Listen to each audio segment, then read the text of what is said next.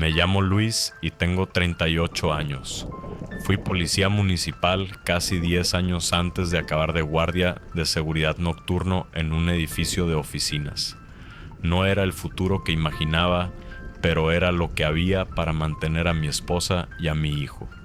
Lo que viví ahí hace poco fue lo que me hizo renunciar y decidir que no vuelvo a trabajar solo en un edificio grande de noche. Lo cuento porque todavía sueño con esos pasillos vacíos y con alguien que camina por un piso clausurado con mi misma cara, como si se hubiera quedado atrapado allá arriba. El edificio tenía 12 pisos y estaba en una zona de oficinas de una ciudad mediana del norte de México. De día era tráfico, corbatas y repartidores. Pasadas las 9, todo se apagaba y los edificios se quedaban como cascarones iluminados por dentro. Mi turno era de 10 de la noche a 6 de la mañana. Me quedaba en recepción, frente al módulo de cámaras, el control de accesos y el libro de registro. A veces subía a hacer rondas por estacionamientos y pisos con gente rezagada, pero la mayor parte del tiempo estaba solo con café barato y el radio a un lado.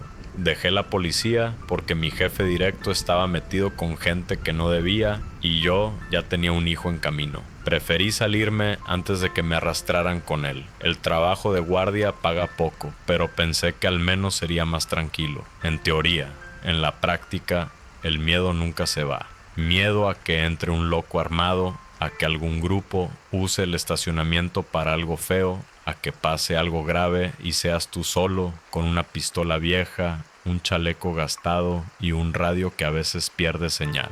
Casi todos mis compañeros eran rotativos. A veces me dejaban a alguien hasta medianoche, pero la mayoría de las noches me quedaba solo desde las 11. El supervisor aparecía solo de día. Revisaba reportes, firmaba, daba 2 o 3 indicaciones y se iba. Con quien más hablaba era con Ana, la recepcionista del turno diurno. Lo sabía todo del edificio y le encantaba hablar de cosas raras. Un día, mientras llenaba el libro de novedades, me dijo casi en broma: «Nomás no subas al piso 9, ese está maldito». Me reí, pero ella siguió. Oficialmente está clausurado por reformas. Extraoficialmente dicen que un guardia desapareció ahí una noche. Al día siguiente encontraron la patrulla afuera y el arma en su lugar. A él nunca. Remató. Y tú eres el que se queda aquí de noche, a ver si un día no te toca verlo. En las cámaras, el piso 9 siempre aparecía apagado. Nadie tenía autorización para subir. La puerta estaba cerrada con cadena y candado, y el supervisor repetía que solo él podía abrir, por si algún día reactivaban el piso. Me quedé con el dato por protocolo, no por maldiciones. Era un piso clausurado y ya. Las primeras semanas pasaron sin nada raro. Ruido del elevador, señores de traje que salían tarde, borrachos que se confundían de estacionamiento, repartidores perdidos. Hasta que un martes, cerca de las 12:30, algo cambió. Estaba mirando las pantallas cuando sonó la alerta de detección de movimiento en el monitor del piso 9. Ese sistema estaba conectado a unas cámaras nuevas que solo se activaban si algo se movía. En teoría, ahí nunca debía activarse. Pensé en un insecto, una bolsa, cualquier tontería. Cambié a la cámara del pasillo del 9, imagen gris, pasillo largo, puerta de emergencia al fondo, basura vieja, la luz parpadeando. Nada. Anoté. Falsa alarma de movimiento piso 9 y seguí. La noche siguiente, más o menos a la misma hora, la alerta volvió a sonar. Otra vez cambié la cámara. Mismo pasillo, misma luz cansada, vacío. Lo apunté como posible fallo del sistema y ya. Al día siguiente se lo conté a Ana por comentar. «Te dije, piso 9», dijo sonriendo. «A lo mejor te quiere saludar el guardia que se perdió». Esa noche ya no miraba las pantallas tan relajado cuando se acercó la hora. La tercera vez que sonó ya no fue tan fácil de ignorar. La alerta marcaba 0047. Ese número se me quedó grabado. Cambié enseguida a la cámara del pasillo del 9. Al principio se veía igual que siempre. Piso sucio, un papel tirado, la luz al fondo parpadeando. Y entonces, junto a la puerta de emergencia, vi una silueta. No era una mancha del ruido digital, era la forma de una persona, quieta, de pie, de frente a la cámara. La resolución era mala, no se le veían rasgos, pero era alguien. Se me hizo un nudo en el estómago. Mi primer pensamiento fue puro trabajo. Se coló alguien. Me levanté, agarré la lámpara y el radio. Activé el seguro del arma por costumbre. Iba a subir, pero me frené. Si era un intruso armado y subía solo, podía meterme en un problema serio. Volví a mirar las pantallas para intentar verle mejor la cara. El pasillo estaba vacío. La figura ya no estaba. Lo anoté en el libro como sombra no identificada, posible fallo de cámara, y dejé que la noche siguiera. Durante unos días todo volvió a la normalidad. Ninguna alerta en el piso 9. Me relajé, hasta que llegó un viernes. Esa noche estaba especialmente cansado. Mi hijo andaba enfermo y casi no dormí en el día. Eran las 00:43 cuando la alerta me pegó como un balde de agua fría. Piso 9, movimiento detectado. Cambié la cámara y sentí que se me subía la sangre a la cara. En la pantalla aparecía alguien caminando por el pasillo. No un bulto ni una sombra. Un hombre con uniforme azul marino igual al mío. Misma chamarra, mismo pantalón, misma gorra. En la espalda se veía el nombre de la empresa de seguridad. Llevaba en la mano una lámpara como la mía. Caminaba despacio, revisando puerta por puerta. El paso me resultó demasiado familiar, porque yo no estaba ahí. Yo estaba sentado abajo, frente a los monitores. Me acerqué tanto a la pantalla que casi la toqué. Tiene que ser una grabación vieja, pensé. Miré la esquina de la imagen. Fecha y hora correctas. Señal en vivo. Cambié a otra cámara del mismo piso. La figura dobló la esquina. Puse la vista de la cámara frente al elevador del 9, la que mira directo a la puerta. El hombre apareció unos segundos después y se detuvo de perfil. Ahí se me heló la sangre. La calidad no era HD, pero reconocí los rasgos. Barba mal rasurada, la forma de la nariz, la frente, incluso la pequeña cicatriz en mi ceja izquierda. Era mi cara. Me levanté tan rápido que la silla se fue hacia atrás. Las manos me sudaban, pero la cabeza seguía buscando explicación. Fallo del sistema, un video viejo encima, alguien con mi uniforme. Cualquier cosa antes que aceptar lo obvio. Agarré la lámpara, el radio y las llaves generales. Puse el ascensor en modo manual y subí directo al 9. El trayecto fue corto, pero a mí se me hizo eterno. Miraba cómo subían los números y me repetía preguntas. ¿Será un ocupa? ¿Reabrieron el piso sin avisar? ¿Alguien entró con un uniforme robado? Todo eso sonaba más razonable que hablar de un doble. Cuando se abrieron las puertas, lo primero que sentí fue el silencio. En el 9 no sonaba nada, ni ventilación, ni computadoras, ni aire acondicionado, solo el zumbido lejano del edificio y un ligero eco del ascensor perdiéndose. La puerta de acceso al pasillo debía estar cerrada con cadena y candado. La encontré con la cadena pasada, sí, pero el candado colgando, sin traba, como si alguien lo hubiera abierto y luego lo hubiera dejado ahí para disimular. Tragué saliva. Abrí la puerta con cuidado, con la lámpara por delante. El pasillo era idéntico al de la cámara. Largo, manchas en las paredes, cables sueltos en el techo, puertas con nombres de empresas que ya ni operaban ahí. En el suelo, el polvo no estaba parejo. Había huellas de zapatos recientes, varias. Una de las oficinas tenía la puerta entornada, la empujé con la punta del pie. Dentro había una mesa plegable, una botella de agua a medio tomar, un bote de plástico con restos de comida y una silla apuntando a la ventana. Un monitor viejo, desconectado, lleno de polvo, y al lado un cenicero improvisado con una lata. Las colillas se veían recientes. Ese piso clausurado lo estaba usando alguien. En ese momento escuché un crujido en el pasillo. Apagué la lámpara al instante y me pegué a la pared, la mano en el arma. El corazón se me quería salir por la boca. No vi a nadie pasar, pero escuché otra cosa. Estática de radio, muy leve. El sonido típico del radio cuando hay interferencia, solo que mi radio estaba en mi cinturón, en silencio. El ruido venía de más adelante, de otro aparato. Una voz entrecortada, imposible entender qué decía, como si hablara en un canal que no era el mío. Encendí la lámpara y avancé unos metros. El sonido se cortó de golpe. Otra vez silencio. Solo el zumbido del edificio. Revisé puerta por puerta. Nada, ni un alma. Después de unos 20 minutos bajé a recepción, más rápido de lo que me gusta admitir. Lo primero que hice fue revisar la grabación del piso 9 para ver cómo se veía mi subida. El pasillo, mismo ángulo, misma hora. 0051, 0052, 0053. El monitor mostraba el piso completamente vacío. No aparecía cuando abría la puerta, ni cuando encendía la lámpara, ni cuando entraba en la oficina. Era como si nadie hubiera subido, como si el piso hubiera estado abandonado todo el tiempo. Si era un fallo del sistema, era un fallo muy selectivo. Al día siguiente fui directo con el supervisor. Le pedí hablar a solas.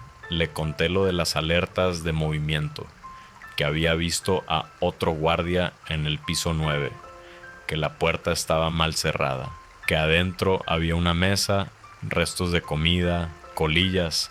No mencioné lo de mi cara, solo dije que alguien estaba usando ese piso. ¿Y no serías tú mismo en otra noche? Se burló. La fecha y la hora son de anoche, respondí. Y mientras eso pasaba, yo estaba en recepción. Las cámaras de abajo lo pueden comprobar. Cuando oyó lo del candado mal puesto, se puso serio. Subimos juntos al cuarto de monitores. Abrí el archivo de la noche anterior en el tramo que recordaba y rebobiné entre las 0040 y las 0055. Cuadro por cuadro, nada.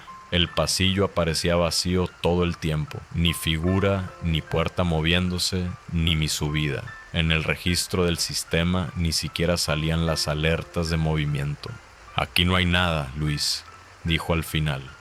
¿Seguro que no te quedaste dormido? Sentí la cara arder. No estaba dormido.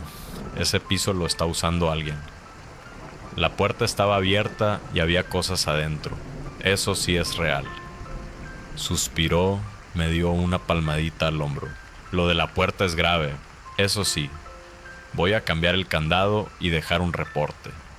Pero mientras el sistema no marque nada, no empecemos a inventar historias. Descansa mejor, ¿sí? Era su forma educada de decir no te creo. Cuando se fue, me quedé solo frente a las pantallas. Empecé a dudar de mí mismo, pero luego me venían detalles concretos. El peso del candado en la mano, el olor del cigarro en el cenicero, la estática del radio. Eso no te lo inventas tan fácil. Los días siguientes pasaron sin más alertas. Casi empecé a convencerme de que todo se podía explicar con cansancio y un sistema viejo. Hasta el domingo. Esa noche el edificio estaba casi vacío desde las 8. Yo revisaba unas notas cuando escuché de nuevo la alerta de movimiento del piso 9. Por un segundo no quise mirar, pero el hábito pudo más. Cambié la cámara. Al principio el pasillo estaba vacío. Luego, desde el lado izquierdo, entró en cuadro la misma figura con uniforme. Esta vez venía directo hacia la cámara, más cerca que nunca. Sentí el estómago apretarse. Le di zoom digital hasta donde el sistema aguantó. La cara era la mía, pero algo estaba mal. Ojos demasiado abiertos, casi sin parpadear. La boca en línea recta, sin gesto. No había cansancio, ni enojo, ni miedo. Nada. Era mi rostro, pero como una máscara.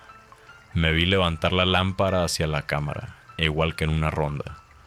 La luz llenó la pantalla y todo se volvió blanco un segundo. Cuando volvió la imagen, el pasillo estaba vacío otra vez. No sé cuánto tiempo me quedé así. Cuando reaccioné, saqué mi celular y grabé la pantalla del monitor. Temblaba, así que el video salió algo movido, pero se veía lo importante. El pasillo, la figura acercándose, el zoom, la lámpara, el destello. Guardé el archivo y me lo mandé a mí mismo por mensaje, por si acaso. Lo vi 2 veces. Ahí estaba, alguien con mi cara caminando por ese piso mientras yo estaba abajo. Al día siguiente llegué antes que el supervisor. En cuanto lo vi, le pedí que subiera conmigo. En el cuarto de monitores, abrí el video en mi celular y le di play. Se veía el pasillo, la hora, la figura avanzando, el acercamiento, la lámpara levantándose. Él miró en silencio, con el ceño fruncido. Cuando terminó, dijo: «Ponlo otra vez». Lo volví a reproducir desde el principio. El pasillo, la hora, el zoom movido y nada más. La figura no aparecía. Las cámaras mostraban el mismo tramo, pero vacío. Donde debería estar ese otro yo, no había nadie. Sentí que se me aflojaban las piernas. Cerré el video, lo abrí de nuevo pensando que habría puesto el archivo equivocado. Era el mismo, misma duración, mismo momento, sin lo principal. Revisé cuadro por cuadro, pasillo vacío. El supervisor me miraba como se mira a alguien al borde de un colapso. «Luis», dijo despacio, «te voy a sacar del turno de noche unos días. Vas a hacer horario de día esta semana, descansa, ve a tu familia y si sigues sintiéndote raro, busca ayuda. Aquí no queremos que esto se nos vaya de las manos». Asentí. No tenía fuerzas para discutir, pero por dentro la decisión ya estaba tomada. Esa tarde, al llegar a casa, le dije a mi esposa que iba a dejar ese trabajo aunque ganara menos. Vio mi cara y supo que no estaba exagerando. No me pidió detalles, solo me preguntó qué necesitábamos hacer. Una semana después entregué el uniforme y firmé la renuncia. No quise cerrar ciclo con el edificio, solo me fui. Desde entonces, si tengo que pasar por esa zona de la ciudad de noche, rodeo varias cuadras antes de pasar frente a ese edificio. Y si por accidente levanto la vista y alcanzo a ver las ventanas del 9º piso, siento el mismo nudo en el estómago que la noche en que lo vi moverse en las cámaras. A veces me despierto a mitad de la madrugada para ir al baño y paso frente al espejo del pasillo. Me veo con el pelo revuelto y ojeras y me viene el mismo pensamiento. ¿Y si ese que caminaba por el piso 9 no era un fantasma, ni un intruso, ni un fallo del sistema? ¿Y si es otra versión mía que se quedó allá arriba, repitiendo la ronda una y otra vez, atrapado donde nadie debería estar? Hay un detalle que nunca se me borra. En el último video, justo antes del destello, cuando esa figura levantó la lámpara, alcancé a verle bien los ojos. No transmitían miedo ni coraje. Era otra cosa, como si estuviera comprobando algo. La sensación que me quedó fue que no estaba buscando intrusos. Me estaba buscando a mí. Quería asegurarse de que yo estuviera exactamente donde tenía que estar, sentado frente a la pantalla, mirando. No sé qué fue. Puede que exista una explicación que yo no conozco o puede que no.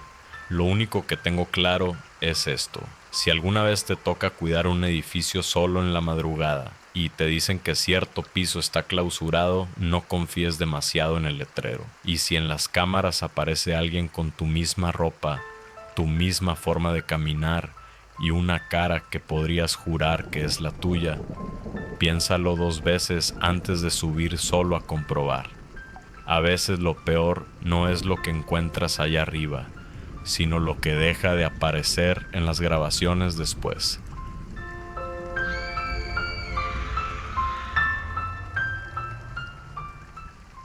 Me llamo Daniela y tengo 29 años. Durante casi 3 años trabajé en el turno nocturno de una tienda 24 horas en una avenida de mi ciudad. De día, aquello es ruido, camiones y gente apurada. Después de medianoche parece otro lugar. Luces aisladas, coches sueltos y un silencio raro. Lo que voy a contar pasó ahí, detrás de una caja registradora, con la luz blanca encima y la sensación constante de que si algo salía mal, nadie iba a llegar a tiempo. Desde entonces dejé los turnos de noche y todavía hay madrugadas en las que despierto convencida de haber escuchado la puerta automática abrirse sola, aunque no haya nadie afuera. Vivo con mi mamá y mi hermano menor en una colonia trabajadora. Mi papá ya no está, y entre el sueldo de mi mamá, limpiando casas, y el mío apenas alcanzábamos para lo básico. Entré a la tienda para poder seguir estudiando y ayudar en la casa.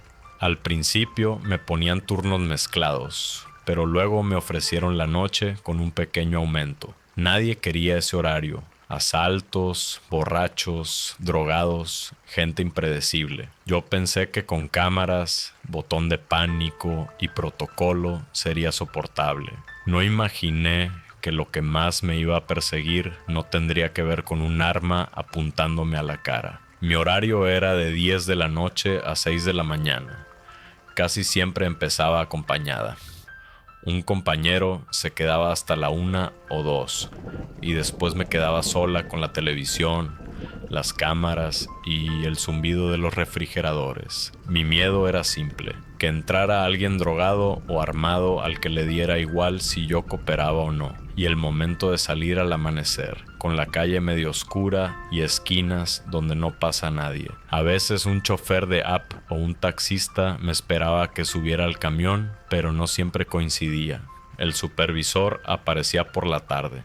Para él todo eran números, inventario y reportes. Si comentábamos algo raro, lo primero que preguntaba era si habíamos seguido el protocolo.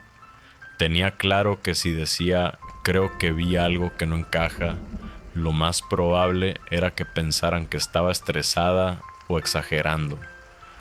Con ese contexto, una noche de martes, casi a la 1, entró él, el cliente. La puerta automática hizo su sonido típico y vi entrar a un hombre de unos 40 y tantos, ropa de trabajo, pantalón oscuro, camisa con logotipo de empresa de transporte, botas gastadas, mochila cruzada y cara de alguien que lleva muchas horas en carretera. No olía a alcohol, no iba tambaleándose, simplemente se le veía agotado. Fue directo a la máquina de café, se sirvió uno grande, agarró 2 panes dulces, un paquete de galletas y un snack salado. Caminaba lento, como si cada paso pesara. Al llegar a la caja, me saludó. «Buenas noches». «Buenas noches», respondí, marcando sus cosas. Pagó en efectivo, contó bien las monedas y antes de irse se quedó un segundo mirándome. «¿Está muy pesado el turno de noche?», preguntó de repente. Casi nadie pregunta eso. «Pues, a veces sí», le dije, «pero una se acostumbra». Esbozó una sonrisa cansada. «Uno nunca se acostumbra del todo a la noche», dijo, y se fue. Al día siguiente, casi a la misma hora, la puerta sonó otra vez, era él. Misma ropa de trabajo, misma mochila, mismos ojos agotados. Café grande, pan dulce, un snack. «Buenas», dijo. «Buenas», contesté. Esa vez hablamos del tráfico, de una salida de la autopista que habían cerrado. Nada importante, pero noté que era educado, que no se quedaba merodeando ni intentaba pasarse de listo. Entre tanto loco que entra a una tienda 24 horas, eso ya era bastante. En las noches siguientes se repitió el patrón. Llegaba entre las 12:40 y la 1:10. Siempre parecido. Café, algo dulce, algo salado. A veces estaba mi compañero y también lo veía. A veces ya se había ido cuando el señor aparecía. Con el tiempo me contó que manejaba camiones de carga y que la tienda le quedaba de paso antes de tomar la autopista en la madrugada. Nunca me dijo su nombre. Yo tampoco se lo pregunté. Para mí era el señor del café. Hubo noches feas. Una vez entró un tipo claramente drogado, empezó a gritar, tiró unas botellas y se fue insultando. Me quedaron las manos temblando. Un rato después entró el señor del café, hizo su recorrido de siempre y dejó las cosas en el mostrador. «Te ves asustada», comentó. Le conté por encima lo que había pasado. Él escuchó en silencio. «La gente se pone peor de noche», dijo. «Hay que aprender a ver quién viene vacío por dentro». La frase se me quedó dando vueltas. Así pasaron las semanas, siempre igual. La puerta automática, su silueta, el café, el pan, el snack, una o dos frases. Saber que en algún punto de la madrugada iba a entrar alguien educado que no quería pleito me daba una especie de descanso raro. Hasta que una noche encendí la tele. Había sido un turno calmado. Mi compañero se fue antes porque tenía que hacer un trámite. Yo me quedé sola con el ruido del refrigerador y las luces blancas sobre los pasillos vacíos. Para no sentir tanto silencio, encendí la televisión pequeña que teníamos cerca de la caja. Pasaron política, luego un choque en otra zona. Yo reacomodaba botellas cuando escuché violento asalto a camión de carga en la autopista. Volteé. En la pantalla se veía un tráiler detenido al lado de la carretera. Patrullas, cinta amarilla. El reportero hablaba de un asalto donde el chofer había recibido varios disparos y había muerto en el lugar. Mientras hablaba, al lado apareció la foto del chofer. Era él. Misma cara, misma edad aproximada, mismo tipo de camisa con logotipo, aunque en la foto se veía más arreglado. Pero era el mismo rostro que yo veía apoyarse en el mostrador. El reportero dijo su nombre completo, que yo no conocía, y comentó que el asalto había ocurrido hace unas semanas, de madrugada, en la autopista que pasa cerca de la ciudad. Empecé a repasar fechas en la cabeza.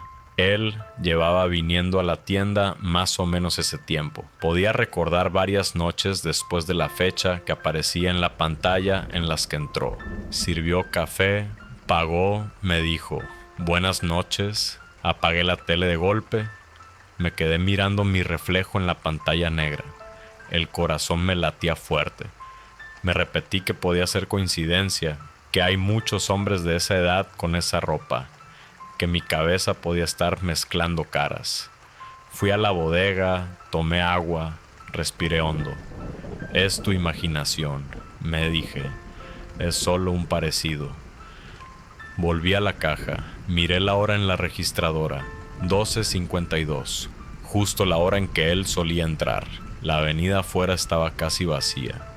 Un poste encendido, un perro cruzando, alguna moto. Pasaron unos minutos, nada.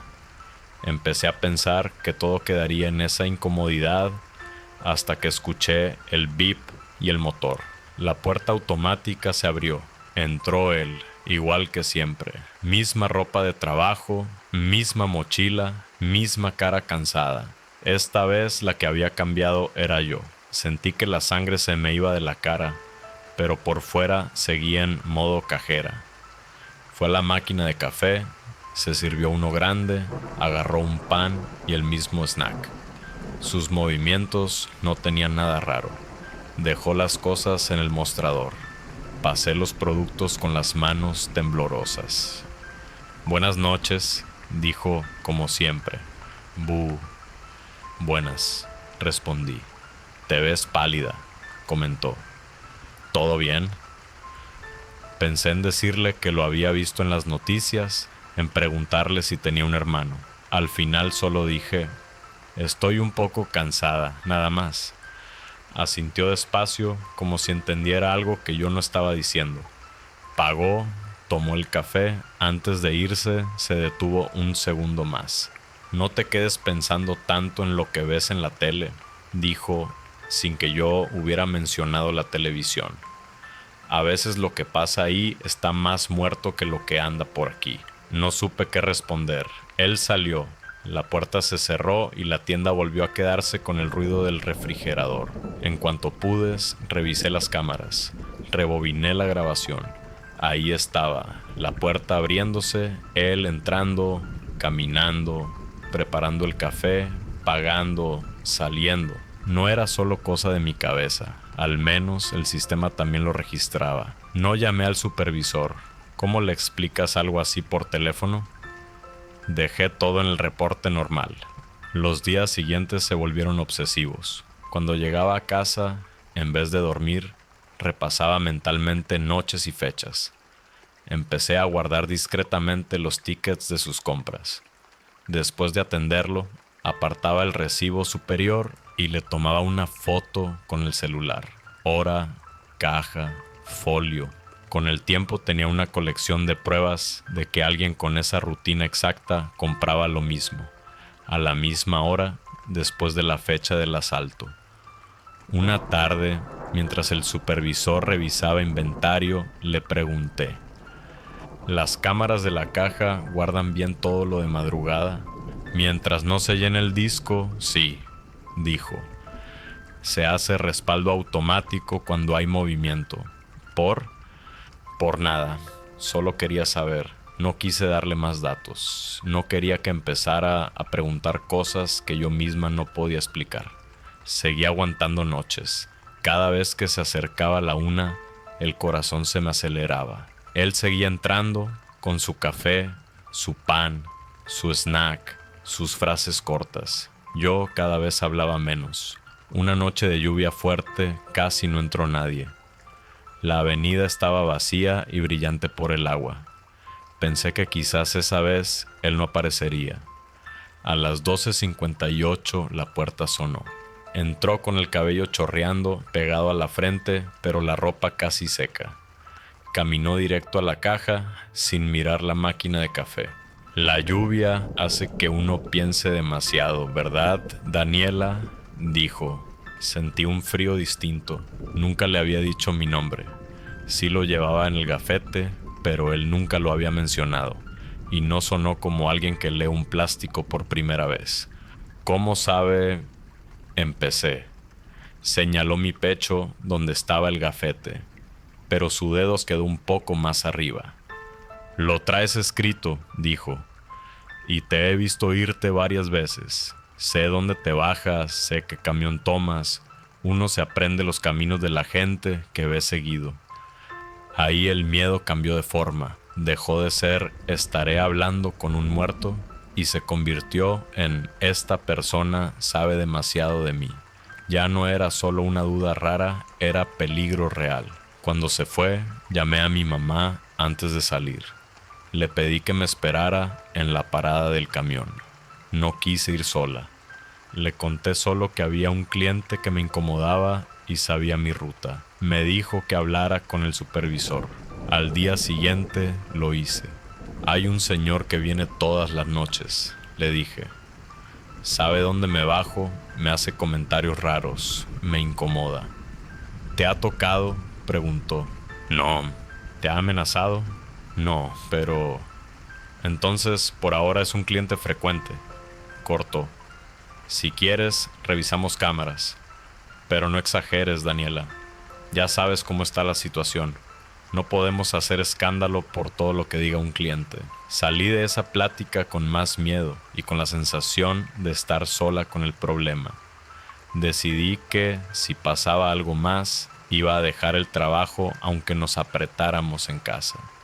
Ese algo más llegó en el último encuentro. Esa noche estaba revisando las fotos de los tickets que había ido guardando.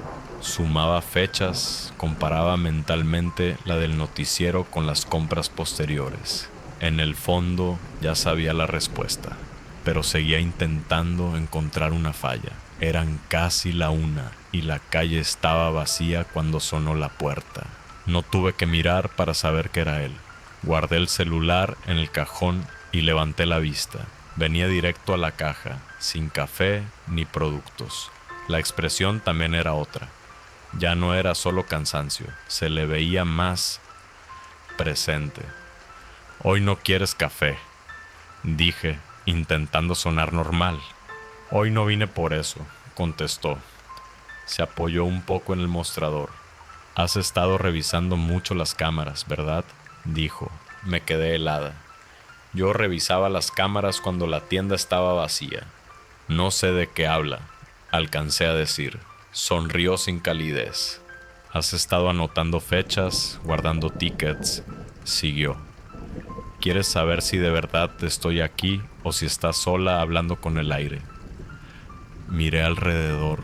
No había nadie más. No deberías quebrarte tanto la cabeza, Daniela, añadió. Hay cosas que no encajan en los horarios de la gente ni en los reportes de tus jefes. Se quedó un momento callado mirándome. Luego dijo, tu mamá se preocupa cuando tardas en llegar. No la hagas esperarte tanto, ¿sí? Yo nunca le había mencionado a mi mamá. Lo único que quería era que se fuera. Señor, tengo trabajo, dije. Si no va a comprar nada. Se enderezó despacio. Miró la tienda como si estuviera memorizando algo. Ya no voy a venir muchas noches más, dijo. Eso también lo estás decidiendo tú. Caminó hacia la puerta. Antes de cruzarla, sin voltear, agregó. Cuando salgas hoy, no mires atrás. Aunque escuches que la puerta se abre. La puerta se abrió sola. Él salió. La puerta se cerró. Me quedé un rato apoyada en el mostrador, temblando. No prendí la tele, no miré las cámaras, solo esperé a que la noche se acabara. Cuando tocó hacer el corte de caja, lo hice rápido. Llamé a mi mamá y le pedí que consiguiera un taxi. Al salir, la calle estaba casi vacía. El taxi me esperaba unos metros adelante. Di unos pasos hacia él. Entonces, detrás de mí, escuché la puerta automática abrirse. Me quedé quieta. El cuerpo quería girar, por reflejo, pero en la cabeza me sonaba, no mires atrás. Seguí caminando con las piernas flojas. Escuché la puerta cerrarse otra vez, no miré. No quise saber si había alguien en el marco o si la tienda se había quedado vacía. Me subí al taxi casi corriendo. El chofer me vio y no preguntó nada. Esa fue mi última noche en esa tienda. Al día siguiente hablé con el supervisor. Le pedí cualquier turno de día. Me dijo que era complicado, que todos querían día. Le dije que entonces renunciaba, que lo pusiera como motivos personales. Y así quedó. Al poco tiempo conseguí otro trabajo en horario diurno. Gano un poco menos, pero duermo mejor. Ahora, si tengo que entrar a una tienda 24 horas de madrugada, lo pienso 2 veces. Si la calle está vacía, casi siempre prefiero seguir de largo. Y si estoy adentro y la puerta automática se abre sin que nadie se acerque desde la calle, se me eriza la espalda al instante. He intentado buscarle lógica a todo. Que quizá el hombre de la noticia se parecía demasiado, que estaba cansada, que confundí fechas. Pero luego recuerdo cómo dijo mi nombre, cómo describió mi ruta, cómo sonó la puerta aquella última vez cuando yo ya estaba afuera. No sé qué etiqueta ponerle a lo que pasó. Lo que sí tengo claro es que hay cosas que no caben en un reporte sin que te miren como si estuvieras loca.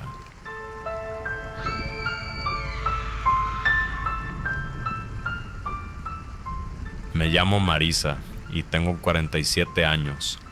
Llevo media vida limpiando edificios ajenos, oficinas vacías, baños que nadie recuerda que alguien frota, papeleras llenas de cosas que otros prefieren olvidar.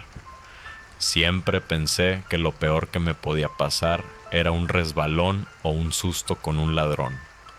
No imaginé que lo más difícil sería quedarme sola, de madrugada, en un sótano de archivos, sintiendo que ahí abajo había algo más que papeles viejos. Desde los 20 y tantos trabajo de limpieza.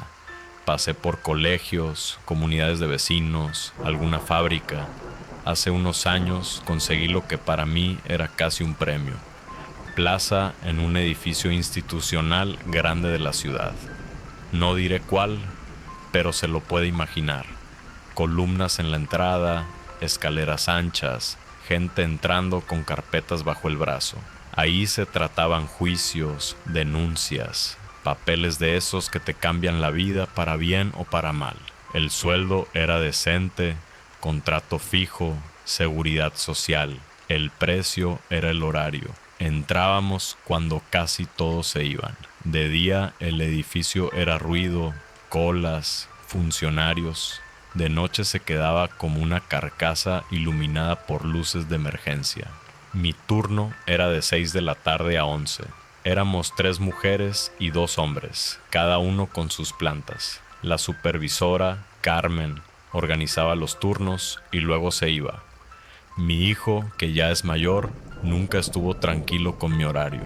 Mamá, un día te va a pasar algo en uno de esos edificios grandes y nadie se va a enterar. Me repetía. Yo le decía que no exagerara, que había cámaras y guardias, pero por dentro llevaba el mismo miedo, que me resbalara, que me diera un mareo, que alguien se colara sin que nadie lo viera, estar sola y que no hubiera nadie para ayudar.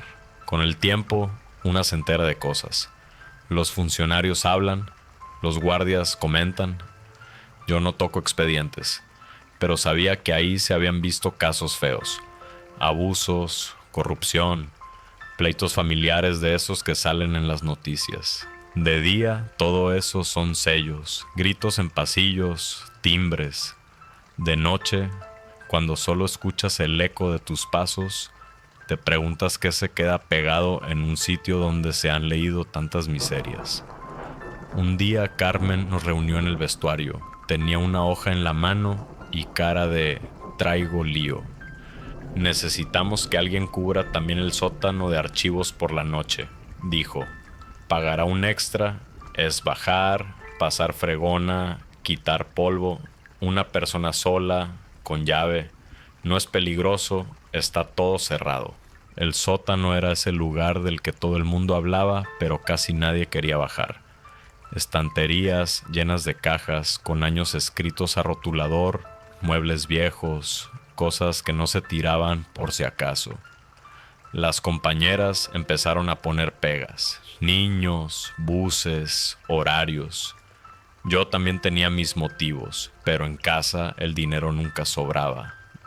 Al final levanté la mano. Yo puedo probar, le dije. Si veo que no me arreglo, lo hablamos. Carmen sonrió, como si se quitara un peso de encima. Sabía que podía contar contigo, Marisa. Eres de las que no se queja. Ojalá me hubiera quejado un poco más. La primera noche con sótano incluido fue rara, pero manejable. Terminé mis plantas sobre las 10:30. Mientras los demás recogían para irse, Carmen me acompañó hasta la puerta del sótano.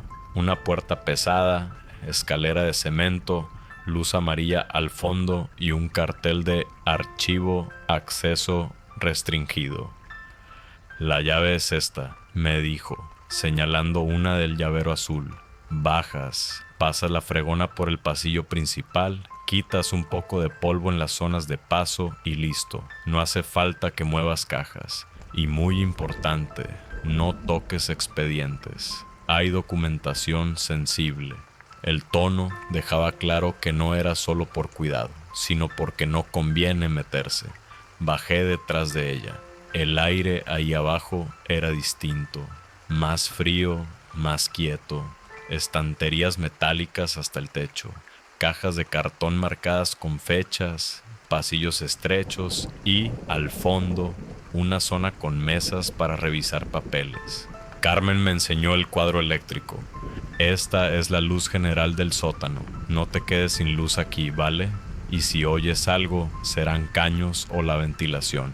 Aquí no baja nadie más de noche. Asentí. Ella subió y me quedé sola con mi carrito, la fregona y la llave azul colgando del cinturón. Los primeros días me concentré en mi trabajo. Barandillas, escaleras, pasillo fregado, telarañas fuera. El miedo que llevaba era muy simple. Si me caigo aquí, ¿quién me encuentra? Si alguien se cuela en el edificio, ¿qué hago sola en un sótano lleno de recovecos? Pero no pasaba nada. Subía, fichaba y me iba a casa. Lo extraño empezó despacito, casi como pequeñas bromas del sitio. Soy maniática con el orden. Cuando termino, dejo sillas empujadas, puertas cerradas, archivadores bien encajados. Una noche dejé una fila de archivadores metálicos perfectamente cerrados.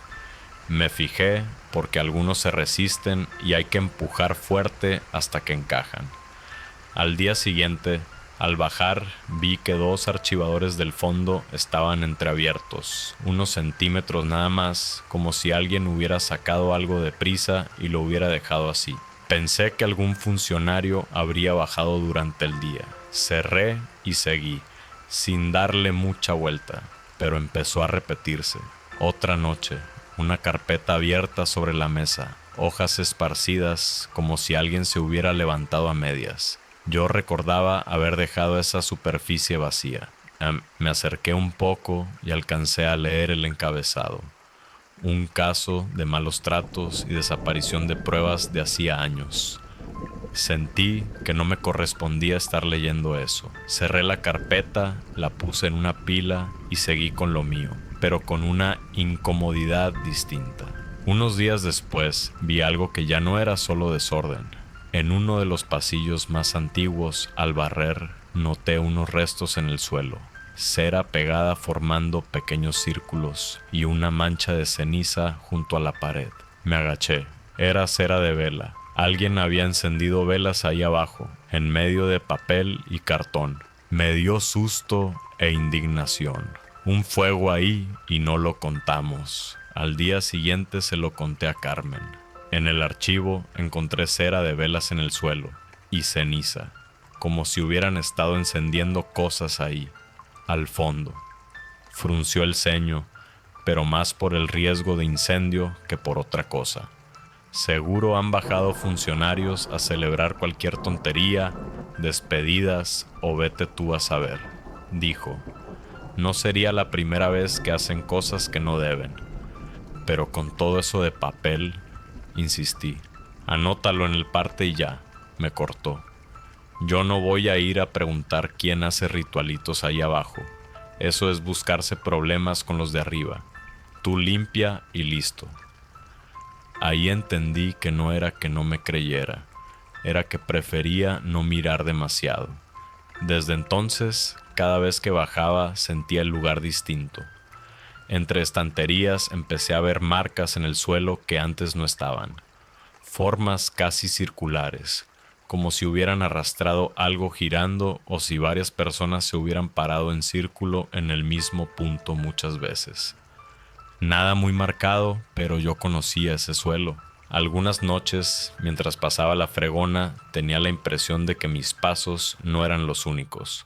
Debajo del ruido del carrito, parecía oír otros pasos más suaves, quedándose siempre unos metros detrás. Algún murmullo como voces muy bajas. Me repetía que serían caños, eco, nervios. Cuando le conté a medias a mi hijo lo de las velas, fue directo. Ese sótano no me gusta, mamá. Si sigues ahí, un día bajo yo mismo a sacarte. Lo dijo medio en broma, medio en serio. A mí no me hizo tanta gracia. La escena central pasó una madrugada de jueves. Ese día hubo goteras en una planta y me retrasé. Bajé al sótano más tarde de lo normal, cerca de la 1. El guardia ya había hecho su ronda y estaba en la entrada viendo la tele. Lo saludé desde lejos y me metí hacia abajo con mi llave azul. Encendí la luz general. El zumbido de los fluorescentes llenó el silencio. Empecé por el pasillo principal y luego fui hacia el fondo, a una zona donde casi nunca veía a nadie ni de día. Decidí meter el carrito entre 2 filas de estanterías viejas para quitar unas telarañas que llevaba tiempo viendo. Ahí el aire estaba más frío. Fue entonces cuando escuché los pasos. Venían del final del pasillo de estanterías, donde la luz apenas llegaba. Sonaban lentos, como zapatos apoyándose con calma. Y junto con los pasos, un murmullo bajo, como susurros. No distinguía palabras. Solo el tono de alguien hablando en voz baja. Me quedé quieta, con la fregona en la mano. «¿Hola?», alcancé a decir. Los pasos se detuvieron, el murmullo también. Solo quedó otra vez el zumbido de la luz. Se me aceleró el corazón. Podía ser alguien que se había quedado encerrado o que había bajado por otra puerta. Pero el edificio estaba cerrado, las entradas controladas. De noche, en teoría, ahí abajo solo debía estar yo. Di unos pasos hacia el fondo, más por responsabilidad que por valor. El pasillo se abrió de pronto a una zona más amplia, como una sala improvisada entre estanterías. Y lo vi. En el centro, delimitado por cajas viejas y archivadores, había una especie de círculo. No perfecto, pero claro. Cajas colocadas alrededor, dejando un espacio libre en medio. En el suelo, entre papeles sueltos, se veían restos de cera seca y manchas de ceniza más densas que las que había visto antes. Sobre una mesa baja había varias carpetas abiertas, hojas desparramadas, algunas con notas adhesivas, otras dobladas. Me acerqué con el corazón en la garganta. En las hojas reconocí sellos y apellidos que me sonaban de la tele, expedientes antiguos de casos que habían dado que hablar en la ciudad, denuncias fuertes que se habían archivado, investigaciones cerradas de golpe. No eran papeles cualquiera. Alguien había estado bajando a revisar justo esos casos, fuera de horario. Al entrar un poco más en ese círculo improvisado, tuve una sensación muy clara. Llegaba tarde, como si hubiera interrumpido una reunión en la que todos se acaban de esconder. El aire se sentía tenso, como cargado. De repente, el fluorescente de encima parpadeó. Se apagó, se encendió 2 veces y se quedó con una luz débil, enfermiza.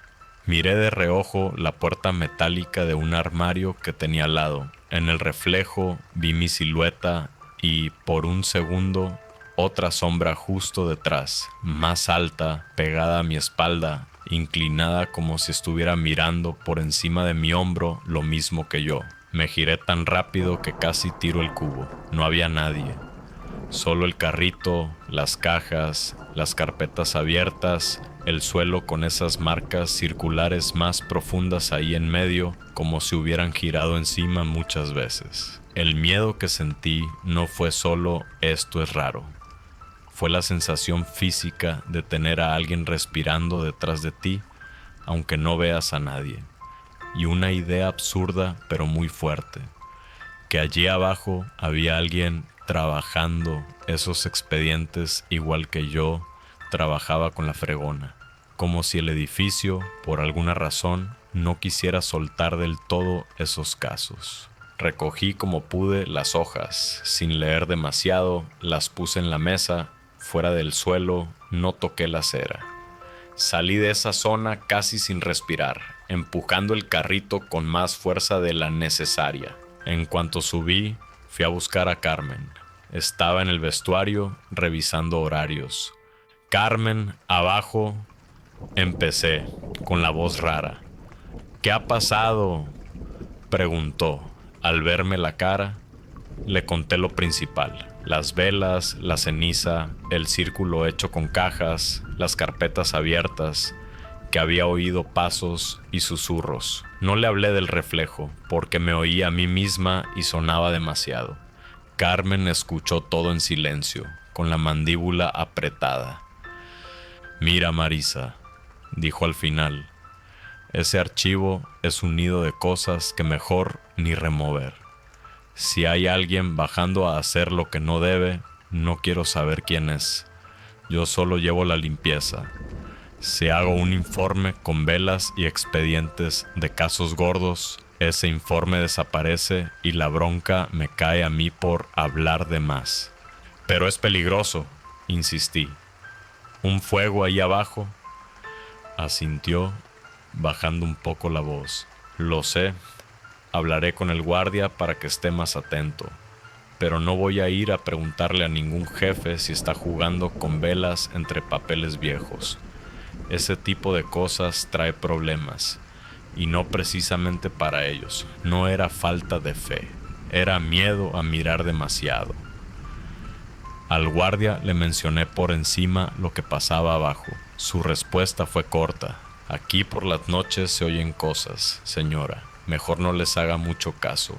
haga su trabajo y váyase, como si fuera tan fácil.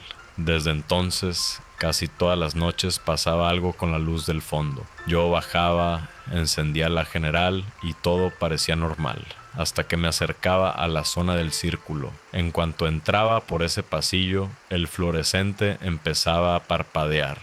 A veces se apagaba del todo y volvía solo. Si me alejaba al pasillo principal, se estabilizaba.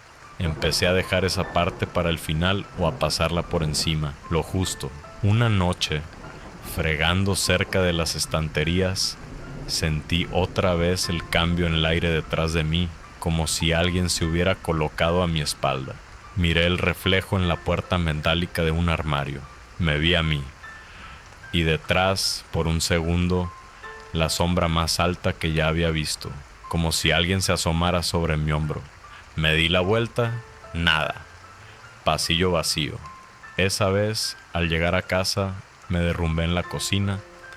Mi hijo me encontró llorando sin saber bien qué explicar. Cuando le conté lo poco que pude, se enfadó. «Te lo dije», me dijo. «Si esa gente no quiere escuchar, que bajen ellos a limpiar sus archivos. Tú no tienes por qué estar aguantando eso». Dormí mal, con sueños de estanterías interminables y escaleras que no se acababan nunca, siempre con la sensación de que alguien subía justo detrás de mí. A la semana siguiente hablé otra vez con Carmen. Ya no fui a pedir que arreglaran luces o que vigilaran. Fui directa. «No quiero bajar más al sótano», le dije.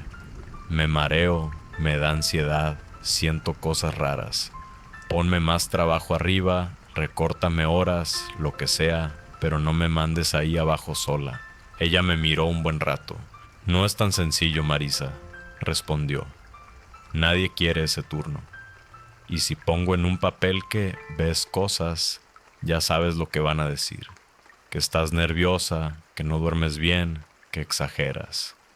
Pon que me hace daño la humedad, que me duele la espalda, lo que quieras». Insistí. «Pero sácame de ahí». Suspiró. «Puedo darte unos días libres, pero el trabajo es el que es. Si no puedes hacer esa parte, al final dirán que no estás apta para el puesto». Lo dijo sin maldad, pero me dejó claro que el sistema iba a ver mi miedo como un defecto, no como una señal. Esa misma tarde empecé a pensar en renunciar de verdad. Perder el empleo me daba miedo, pero seguir bajando al sótano me daba más. Aguanté unas pocas noches más. Abajo hacía solo lo justo y evitaba acercarme al área del círculo. Aún así, cada vez que metía la llave azul en la cerradura sentía, de una forma difícil de explicar, que algo se enteraba de que estaba entrando. No era un ruido, era una sensación, como pasar lista en un sitio equivocado. La última noche, al subir las escaleras, escuché claramente desde abajo el ruido de papeles moviéndose. Hojas pasando rápido, como manos revisando carpetas con prisa. Cerré la puerta del sótano con la llave azul. Me quedé un segundo con la mano sobre la cerradura y supe que no la iba a volver a usar. Presenté la renuncia una semana después. No hablé de sombras, ni de círculos, ni de velas. Puse que los horarios me estaban afectando la salud y que necesitaba otro tipo de trabajo. Carmen me miró con una mezcla de lástima y alivio. Creo que, en el fondo, entendía más de lo que estaba dispuesta a decir. Al poco tiempo encontré trabajo de limpieza en un sitio más pequeño, un centro de salud de barrio, sin sótanos enormes ni archivos enterrados. Cobro un poco menos, pero cuando apago la luz, sé que bajo mis pies no hay una montaña de papeles cargados de historias sucias. Hoy, si tengo que pasar por delante de mi antiguo edificio, cambio de acera.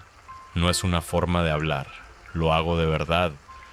Veo las ventanas encendidas de las plantas de arriba y me imagino los pasillos que conozco. Pero lo que más siento no está arriba, está abajo. Es como un peso en el pecho, como si el sótano siguiera respirando solo. Me viene la imagen del círculo de cajas, las carpetas abiertas, la cera pegada al suelo y la sensación de que ahí había algo pendiente, algo que quizá nunca se cerró del todo, aunque los sellos digan lo contrario. No sé si lo que se movía en ese sótano eran personas vivas haciendo lo que no debían, recuerdos pegados a los expedientes o algo para lo que no tengo nombre. Lo que sí sé es que mi cuerpo reaccionaba como si no estuviera sola y eso no se me ha quitado. Ahora, cuando entro en cualquier edificio institucional grande, lo primero que pregunto es si tiene sótano. Si lo tiene, prefiero no trabajar ahí. He aprendido a hacerle caso a ese instinto, aunque otros se rían. Dejo esta historia escrita no para decir que todos los juzgados o alcaldías estén embrujados, sino para recordar algo sencillo. Los archivos no solo guardan papeles, guardan decisiones, culpas, injusticias y cosas que se taparon. Y a veces, cuando todo está en silencio y la luz parpadea justo encima de donde menos quieres mirar, da la impresión de que alguien sigue bajando a revisar si de verdad se puede dar todo eso por cerrado, aunque en la plantilla solo aparezca una limpiadora sola con su fregona y una llave azul colgando del cinturón.